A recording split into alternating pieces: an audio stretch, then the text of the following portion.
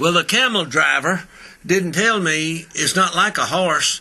That camel goes down, and by the way, PETA or the animal group folks, if they were over there, they would have a fit. But this camel is down, and it looked like it got deep at it. Well, I didn't know that it threw you back, so I was sort of leaning that way, and when that camel got up, I just about went off. But that wasn't the funny or the bad part. I'm going around there. Well, the camel leader loses the little leader. So the camel takes me over in the street. And here comes all these Hebrew taxi drivers like New York City. So anyway, these Hebrew taxi drivers are coming down through there, and my camel has me over in the main street. And they pull right up to the camel, and they start honking their horn. So I take my little switch, and I say, do not honk your horn, like they could understand what I'm saying. They blow. I said, quit blowing the horn. You're going to get the camel excited. Oh, so finally the camel driver gets it, and he brings me over. Now then, I got to get off this camel. I'm trying to figure out how. And look, you got to get on the particular side of the camel, you left or right. You can't get on the wrong side. He'll have a fit. Yeah. He ain't having a fit anyway. I guess he's used to a lot of horses are the same way. So. Well, maybe so. I didn't get on one of them donkeys. So when the camel goes down, he goes down like an elevator. So you got to hold on again. But it was quite an experience. And I'm going to tell you something. They say it's not that far, but when you go from North Jerusalem up from the Sea of Galilee down to the Dead Sea, it's 80 miles. That's a long walk. And to think that Jesus and the apostles walked all that.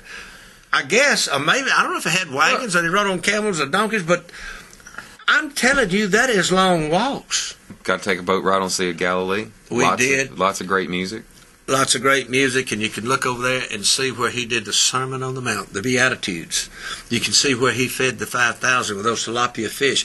You can see the spot where he took the demons out of the swine, and they all ran down into the Sea of Galilee. It showed all of those places.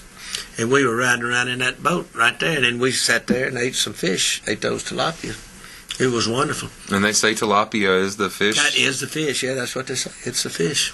All right, so let's go talk about Capernaum and how you felt. The Capernaum known as the hometown of Jesus. Hometown of Jesus. And I believe that's where it said Jesus made his headquarters because Nazareth, his hometown, would not accept him. Do you remember that? Not a prophet in your own home? So he went there. And he worked out of there with his apostles or disciples and went from there, which is at the north side, I believe, of the Sea of Galilee. That's where it says so much happened around the Sea of Galilee, as you know. Then they walked on down.